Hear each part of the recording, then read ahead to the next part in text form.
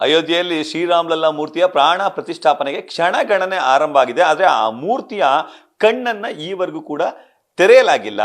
ಇದಕ್ಕೆ ಒಂದಷ್ಟು ಶಾಸ್ತ್ರಗಳಿದೆ. ಆ ಶಾಸ್ತ್ರಗಳೇನು, ಆ ಕಣ್ಣನ್ನ ತೆಗಿಬೇಕಾದ್ರೆ ಒಂದಷ್ಟು ಉಪಚರಿಸಿ ಅದನ್ನ ಉಪಾಯದಿಂದ ತೆಗಿಬೇಕು ಅಂತ ಹೇಳಿ ಶಿಲ್ಪಿಗಳು ಕೂಡ ಹೇಳ್ತಿದ್ದಾರೆ. ಆ ಕಣ್ಣನ್ನ ತೆಗೆಯುವುದರ ಹಿಂದಿನ ರಹಸ್ಯ ಏನು, ಈ ಎಲ್ಲಾ ವಿಚಾರಗಳನ್ನ ಕುರಿತಂತೆ ಮಾತಾಡಲಿಕ್ಕೆ ನಮ್ಮ ಜೊತೆ ಹಿರಿಯ ವಿದ್ವಾಂಸರಂತಹ ಡಾಕ್ಟರ್ ಸೆಲ್ವಪಿಳ್ಳ ಅಯ್ಯಂಗಾರ್ ಇದ್ದರನ್ನ ನಾನು ಮಾತಾಡಿಸ್ತಾ ಹೋಗ್ತೀನಿ. ಗುರುಗಳ, ಈಗ ಆ ನೇತ್ರೋನ್ಮಿಲನ ಆ ಸಂದರ್ಭನ ವಿವರಣೆ ಮಾಡೋದಾದ್ರೆ, ಅತ್ಯಂತ ಪ್ರಧಾನವಾಗಿರುವಂತಹ ಒಂದು ಪ್ರತಿಷ್ಠಾಂಗಭೂತವಾದ ಕಾರ್ಯವೇ ನೇತ್ರೋನ್ಮೀಲನ. ಯಾಕೆಂದರೆ ಮನುಷ್ಯನಿಗೆ ಶರೀರ ಪ್ರಧಾನವಾದದ್ದು, ಶರೀರದಲ್ಲಿಯೂ ಶಿರಃ ಪ್ರಧಾನವಾದದ್ದು, ಅಂದರೆ ತಲೆ ಮುಖ್ಯವಾದದ್ದು. ಮನುಷ್ಯನಿಗೆ ಎಲ್ಲ ಪ್ರಧಾನವಾದ ಅಂಗಗಳಿರೋ ತಲೆನೇ.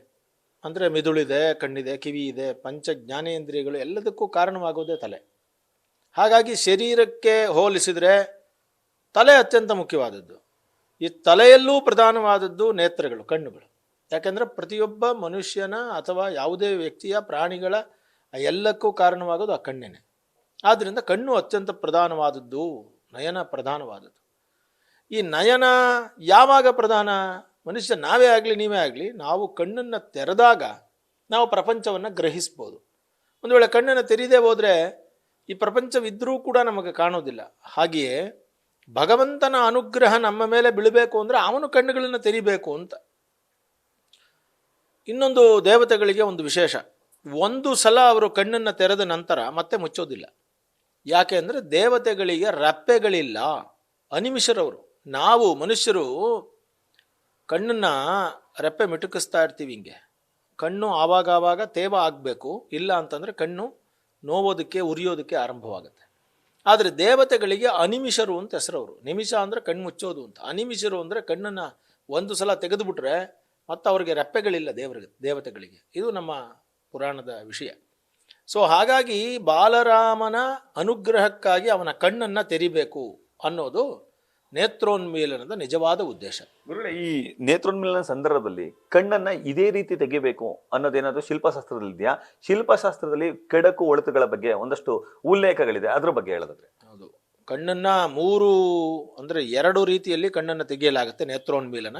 ಇಲ್ಲಿ ಈ ರಾಮಲಲ್ಲಾ ಪ್ರತಿಷ್ಠೆಯಲ್ಲಿ ಮೂರು ರೀತಿಯ ನೇತ್ರೋನ್ಮೀಲನಗಳನ್ನು ಇಟ್ಕೊಂಡಿದ್ದಾರೆ. ಮೊದಲನೇದು ಶಿಲ್ಪಿ ನೇತ್ರೋನ್ಮೀಲನ. ಅಂದರೆ ಈಗ ಕಣ್ಣನ್ನು ಬಿಡಿಸಿದಾನವನು, ಆ ಶಿಲ್ಪಿ ಆದವರು ಕಣ್ಣನ್ನು ಬಿಡಿಸಿರ್ತಾರೆ. ಅದರ ಮಧ್ಯದಲ್ಲಿ ಒಂದು ವೃತ್ತ ಇದೆಯಲ್ಲ, ಅದನ್ನು ಬಿಡಿಸ್ಬೇಕು.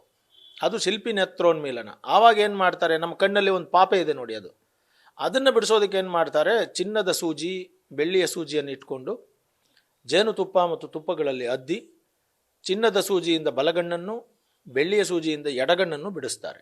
ಅದನ್ನು ನೇತ್ರೋನ್ಮೀಲನ ಅಂತ ಕರೀತಾರೆ. ಅದು ಶಿಲ್ಪಿ ನೇತ್ರೋನ್ಮೀಲನ ಅಷ್ಟೇ. ಅದು ಶಿಲ್ಪಿ ಬರೆಯೋದು ಕಣ್ಣನ್ನು. ಆದರೆ ಈ ಕಣ್ಣಿನ ವೃತ್ತದ ಒಳಭಾಗದಲ್ಲೂ ಒಂದು ಬಿಂಬ ಇದೆ.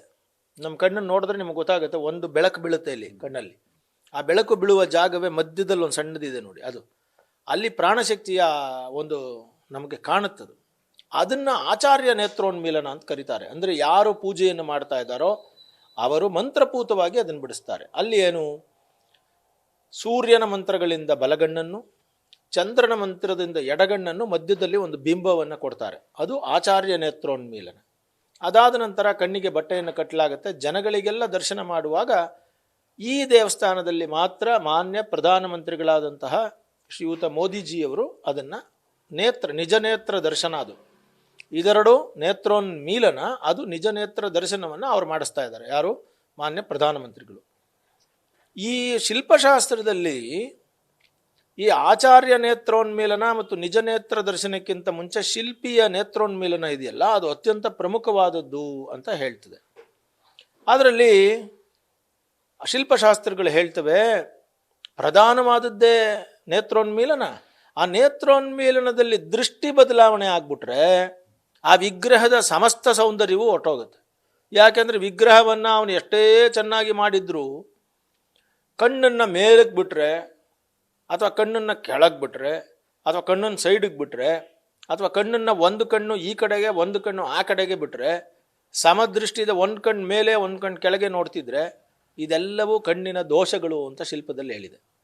ಅಂದರೆ ಒಂದು ಶಿಲ್ಪವನ್ನು ಅತ್ಯಂತ ಜತನದಿಂದ ಮಾಡಿಬಿಟ್ಟು ಅದನ್ನು ವಿಚಿತ್ರವಾದ ಕಣ್ಣು ದೃಷ್ಟಿಯನ್ನು ಕೊಟ್ಬಿಟ್ರೆ ಅಲ್ಲಿಗೆ ಶಿಲ್ಪದ ಸೌಂದರ್ಯವೇ ಹೊರಟೋಯ್ತು. ಇದು ಶಿಲ್ಪ ಸೌಂದರ್ಯದ ದೃಷ್ಟಿಯಿಂದ ಚೆನ್ನಾಗಿಲ್ಲ ಅನ್ನೋದು ಒಂದಾದರೆ, ಈ ರೀತಿ ಶಿಲ್ಪ ದೋಷಗಳಿಂದ ಕೂಡಿದ ಶಿಲ್ಪವನ್ನು ಪೂಜಿಸಿದ್ರೆ ಏನಾಗುತ್ತೆ ಅನ್ನೋದು ಕೂಡ ಶಾಸ್ತ್ರಗಳು ಹೇಳ್ತವೆ. ಸೊ ಅದೆರಡು ಪ್ರಧಾನವಾಗಿ ನಾವು ಗಮನಿಸಬೇಕು. ಒಂದು, ಶಿಲ್ಪ ನೀವು ಶಿಲ್ಪದ ಸೌಂದರ್ಯ ಹೊರಟೋಯ್ತು ಅನ್ನೋದಕ್ಕೆ, ಯಾವುದೋ ನಿಮ್ಮ ಮನೆಯಲ್ಲಿ ಇಡುವ ಶಿಲ್ಪವಾದರೆ ಶಿಲ್ಪ ಸೌಂದರ್ಯ ಹೋಗಿದ್ರು ಆತ ಕಡೆಗೆ ಇರಲಿ ಬಿಡು, ಬಾಕಿದೆಲ್ಲ ಚೆನ್ನಾಗಿದೆ, ಇದು ಕಣ್ಣು ಇಲ್ಲದೆ ಹೋದ್ರೂ ಪರವಾಗಿಲ್ಲ ಅಂತ ಅನ್ನೋದು. ಆದರೆ ಪೂಜಾ ದೃಷ್ಟಿಯಿಂದ ಯೋಗ್ಯವಾದ ಕಣ್ಣನ್ನು ಆ ಶಿಲ್ಪಿ ಸರಿಯಾಗಿ ಬಿಡಿಸದೆ ಹೋದರೆ, ಶಿಲ್ಪದಲ್ಲಿ ಕಣ್ಣು ಚೆನ್ನಾಗಿಲ್ಲದೆ ಹೋದರೆ, ಶಿಲ್ಪಶಾಸ್ತ್ರದ ಪ್ರಕಾರ, ಆಗಮಶಾಸ್ತ್ರಗಳ ಪ್ರಕಾರ ಅನೇಕ ದೋಷಗಳಿಗೆ ಪ್ರತ್ಯವಾಯಗಳನ್ನು ಹೇಳ್ತದೆ, ಅಂದರೆ ಪ್ರಾಯಶ್ಚಿತ್ತಗಳನ್ನು ಹೇಳ್ತದೆ. ಅದನ್ನು ಮಾಡಿದ್ರೂ ಕೂಡ ಕೆಲವು ದೋಷಗಳನ್ನು ಸರಿಪಡಿಸೋದಕ್ಕೆ ಆಗೋದಿಲ್ಲ. ಅಂಥ ಸಮಯದಲ್ಲಿ ಹಾನಿಗಳಾಗತ್ತೆ ಅಂತ ಹೇಳ್ತಾರೆ. ಏನು ಹಾನಿ, ಏನಾಗತ್ತೆ ಅನ್ನೋದನ್ನು ಶಾಸ್ತ್ರಗಳು ಹೇಳ್ತವೆ. ಉದಾಹರಣೆಗೆ, ಅದು ಮೇಲ್ಮುಖವಾಗಿ ಏನಾದರೂ ನೋಡ್ತಾ ಇದ್ದರೆ, ಅಲ್ಲಿ ಬಹಳಷ್ಟು ಜನ ಮೇಲ್ಮುಖ ಅಂದರೆ ನಮ್ಮಲ್ಲಿ ಏನು, ಮೇಲಕ್ಕೆ ಹೋಗೋದು ಅಂದರೆ ಏನು, ಅದು ಹಾನಿ ಅಂತ ಹೇಳ್ತಾರೆ. ನಾವು ಅದನ್ನು ಹೇಳೋದ್ರಿಂದ ತಪ್ಪಾಗುತ್ತೆ. ಯಾಕೆಂದರೆ ಕೆಲವು ಭಾಳ ಬುದ್ಧಿವಂತರಿರೋರು ಇದೆಲ್ಲ ಆಗುತ್ತೋ ಅಂತೆಲ್ಲ ಕೇಳ್ತಾರೆ. ಆ ಪ್ರಶ್ನೆಗಳು ನನಗೆ ಬೇಡ. ಯಾರು ತುಂಬ ಮೇಲ್ಮುಖವಾಗಿ ಹೋದರೆ ಅವರಿಗೆ ಆರೋಗ್ಯ ಕೆಟ್ಟು ಅತಿ ಶೀಘ್ರದಲ್ಲಿ ಅವರಿಗೆ ಸಮಸ್ಯೆಗಳು ಉಂಟಾಗುತ್ತೆ ಅನ್ನೋದು. ಸ್ವಲ್ಪ ಮೇಲ್ಭಾಗಕ್ಕೆ ಹೋದರೆ ಅಲ್ಲಿ ಯಾರು ಕೆಲಸವನ್ನು ಮಾಡಿದಾರೋ ಅದನ್ನು ಬಂಧನವಾಗತ್ತೆ ಅನ್ನೋದು. ದೃಷ್ಟಿ ಎಡಭಾಗಕ್ಕೆ ಅಪಶಕುನಗಳು ಅನ್ನೋದು, ಬಲಭಾಗಕ್ಕೆ ಆಗೋದು ಕೂಡ ಅಪಶಕುನಗಳು ಅನ್ನೋದು. ಅದರಲ್ಲಿ ಅಪಘಾತಗಳು, ಆಮೇಲೆ ಅಲ್ಲಿ ತೊಂದರೆಗಳು ಇತ್ಯಾದಿಗಳು. ಕೆಳಮುಖವಾಗಿಬಿಟ್ರೆ ಆ ದೇವಸ್ಥಾನದ ಅಧೋಮುಖವಾಗಿ ಹೊರಟೋಗುತ್ತೆ ದೇವಸ್ಥಾನ, ಮತ್ತು ಅವನ ದೇವಸ್ಥಾನಕ್ಕಿಂತ ಹೆಚ್ಚಾಗಿ ದೇವಸ್ಥಾನ ನಡೀತಾ ಇರುತ್ತೆ. ಇದನ್ನು ಯಾರ್ಯಾರು ಮಾಡೋದಕ್ಕೆ ಈ ಪ್ರಯತ್ನಗಳನ್ನು ಮಾಡಿದಾರೋ ಆ ಅಶಿಲ್ಪಿಯ ಮನೆತನಗಳು ಎಲ್ಲ ಪೂರ್ಣವಾಗಿ ನಾಶವಾಗಿಬಿಡ್ತದೆ ಅಂತ. ಅದೆಲ್ಲ ಆ ಥರದ್ದೆಲ್ಲ ಶಿಲ್ಪಶಾಸ್ತ್ರಗಳಲ್ಲಿ ಹೇಳಿದೆ. ಅದರಿಂದ ಯಾರು ಅನ್ಯತಾ ಭಾವಿಸಬಾರ್ದು. ಯಾಕೆಂದರೆ ಒಳ್ಳೆ ಶಿಲ್ಪಿಗೆ ಇದೆಲ್ಲ ಏನೂ ಆಗೋದಿಲ್ಲ. ಯಾಕೆಂದರೆ ಅವನು ಎಲ್ಲವನ್ನೂ ನೋಡಿಯೇ ಮಾಡಿರ್ತಾರೆ. ನೀವು ಕೇಳಿದ್ರಿಂದ ಈ ಪ್ರಶ್ನೆಗಳನ್ನು ಹೇಳಬೇಕಾಯ್ತು. ಆದ್ದರಿಂದ ಶಿಲ್ಪಿಯನ್ನು ಆಯ್ಕೆ ಮಾಡುವಾಗಲೇ ಇದೆಲ್ಲವನ್ನು ಮಾಡಿರ್ತಾರೆ. ಇವಾಗ ಅಧೋಮುಖ ಅಂದ್ರೇನು, ಅಧ ಅಂದರೆ ಕೆಳಗಡೆ, ಅವನ ಯಶಸ್ಸು ಶ್ರೇಯಸ್ಸು ಕೂಡ ಕೆಳಗಡೆ ಹೊರಟೋಗುತ್ತೆ. ಮೇಲ್ಗಡೆ ಮೇಲ್ಮುಖವಾಗಿ ಹೋದರೆ ಮೇಲ್ಮುಖವಾಗಿ ಹೋಗುತ್ತೆ. ಇದನ್ನೆಲ್ಲ ಅನುಭವದಲ್ಲಿ ಜನ್ಯವಾಗಿರೋದನ್ನು ನಾವು ಹೇಳೋದು ಹೇಗೆ, ಅನುಭವದಲ್ಲಿ ಇದೆಲ್ಲ ಇದೆ. ಕೆಲವರಿಗೆ ಊರ್ಧ್ವಮುಖ ದೃಷ್ಟಿಯನ್ನು ಮಾಡಿದ ನಂತರ ಎಷ್ಟು ಕಷ್ಟಪಟ್ಟರು ಅನ್ನೋದನ್ನು ಕೂಡ ನಾವು ಕಣ್ಣಾರೆ ನೋಡಿದ್ದೀವಿ. ಹಾಗಾಗಿ ಇದರಲ್ಲಿ ಇದೊಂದು ದೊಡ್ಡ ಶಾಂತಿನೇ ನಡೆಯುತ್ತೆ. ಒಂದು ವಿಗ್ರಹವನ್ನು ತಂದ ನಂತರ ಆ ವಿಗ್ರಹಕ್ಕೆ ಒಂದು ಶಾಂತಿ ಕರ್ಮವನ್ನು ಮಾಡ್ತಾರೆ. ಅದು ದೊಡ್ಡ ಪ್ರಕ್ರಿಯೆ. ಅದು ಮಾನೋನ್ಮಾನಾದಿ ಶಾಂತಿ ಅಂತ 5 ಅಳತೆಗಳು. ಅಂದ್ರೆ ಇಡೀ ಈ ಮೂರ್ತಿ ಪ್ರತಿಷ್ಠಾಪನದಲ್ಲಿ ನೇತ್ರೋನ್ಮಿಲನವೇ ಅತಿ ಮುಖ್ಯ ಅಂತ. ಎಲ್ಲವೂ ಮುಖ್ಯ. ಮಾನೋನ್ಮಾನ, ಅದಕ್ಕೆ ಹೇಳಿದೆ ಮಾನ ಉನ್ಮಾನಾದಿ ಶಾಂತಿ ಅಂತ ಮಾಡ್ತಾರೆ. ಅಲ್ಲಿ 5 ಅಳತೆಗಳು ಬರ್ತದೆ. ಮಾನ, ಉನ್ಮಾನ, ಪ್ರಮಾಣ, ಲಂಬಮಾನ ಇವೆಲ್ಲ ಬರ್ತದೆ. ಅದರಲ್ಲಿ ಏನಂತಂದರೆ ಉದ್ದ, ಅಗಲ, ಸುತ್ತಳತೆ, ಆಮೇಲೆ ಯಾವ ಯಾವ ಅಂಗಗಳು ಯಾವ್ಯಾವ್ದಿರಬೇಕು ಅನ್ನೋದು ನೋಡೋದು. ಇದು ಭಾಳ ಭಾಳ ಸೂಕ್ಷ್ಮವಾದ ವಿಚಾರ. ಇವಾಗ ನೋಡಿ, ಒಬ್ಬ ವ್ಯಕ್ತಿಯನ್ನು ನೋಡಿದ ತಕ್ಷಣ ದೂರದಿಂದ ನೋಡಿದಾಗ ಏನನ್ಸುತ್ತೆ, ಓ ತುಂಬ ಚೆನ್ನಾಗಿದ್ದಾರೆ ಅಂತ ಅನಿಸುತ್ತೆ. ಹತ್ರ ಬಂದಾದ್ಮೇಲೆ ಇಲ್ಲ, ಮೂಗು ಹಿಂಗಿರ್ಬೇಕಾಗಿತ್ತು, ಕಣ್ಣು ಹಿಂಗಿದೆ, ಇದು ತುಟಿ ಹಿಂಗಿದೆ ಅಂತಾರೆ. ದೂರದಿಂದ ನೋಡಿದಾಗ ಒಂದು ಸೌಂದರ್ಯ ಕಾಣುತ್ತಲ್ಲ, ಅದಕ್ಕೆ ಸಮುದಾಯ ಶೋಭೆ ಅಂತ ಹೆಸರು. ಅಂದರೆ ಒಟ್ಟಾಗಿ ನೋಡಿದಾಗ ಚೆನ್ನಾಗಿದೆ ಅನಿಸುತ್ತೆ.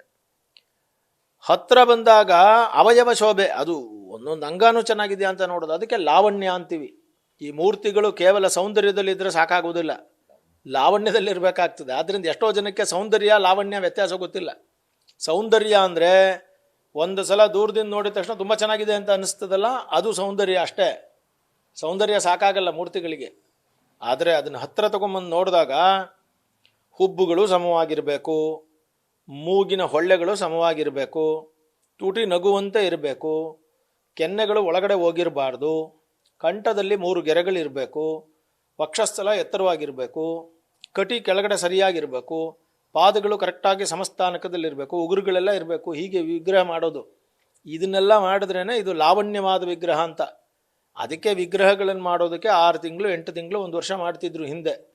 ಈಗೇನು ಅಂದರೆ ನಮ್ಮಲ್ಲೆಲ್ಲ ದಿಢೀರ್ ದಡಾರಂದು ಬಂದ್ಬಿಡ್ಬೇಕು. ಇವಾಗ ನೀವು ಹೇಳಿದ್ರಿ 10 ನಿಮಿಷದಲ್ಲಿ ಬಂದ್ಬಿಡ್ಬೇಕು. ಆವಾಗ ಇದೆಲ್ಲ ಶಿಲ್ಪದಲ್ಲಿ ನೋಡೋಕ್ಕೆ ಸಾಧ್ಯವೇ? ಹಾಗಾಗಿ ಶಿಲ್ಪಶಾಸ್ತ್ರವನ್ನು ಆಗಮಶಾಸ್ತ್ರವನ್ನು ಅಧ್ಯಯನ ಮಾಡಿದವ್ರಿಗೆ ಬೆಲೆಯನ್ನು ಕೊಡೋದನ್ನು ಕಲ್ತ್ರೆ ಇದೆಲ್ಲ ಚೆನ್ನಾಗಾಗುತ್ತೆ ನಮ್ಮ ದೇಶದಲ್ಲಿ. ಇದಿಷ್ಟು ಹಿರಿಯ ವಿದ್ವಾಂಸರಾದಂತಹ ಸೆಲ್ವಪಿಳ್ಳ ಅಯ್ಯಂಗಾರ್ ಅವರ ಮಾತುಗಳು. ಇಡೀ ಮೂರ್ತಿಯಲ್ಲಿ ಶಿಲ್ಪಶಾಸ್ತ್ರ ಕೂಡ ಮುಖ್ಯ ಆಗುತ್ತೆ, ಅದರಲ್ಲೂ ನೇತ್ರೋನ್ಮಲನ ಅದರಲ್ಲಿ ಕಣ್ಣು ಕೂಡ ಪ್ರಮುಖವಾದ ಅಂಗ ಎಂಬ ಅಂಶವನ್ನು ತಿಳಿಸಿದ್ದಾರೆ. ಕ್ಯಾಮ್ರಾ ಪರ್ಸನ್ ವಿನಯ್ ಜೊತೆ Ravi Pandavapura, news first, Mysuru. News first ನಿರ್ಭೀತಿಯಿಂದ ನಿಮ್ಮ ಪರವಾಗಿ.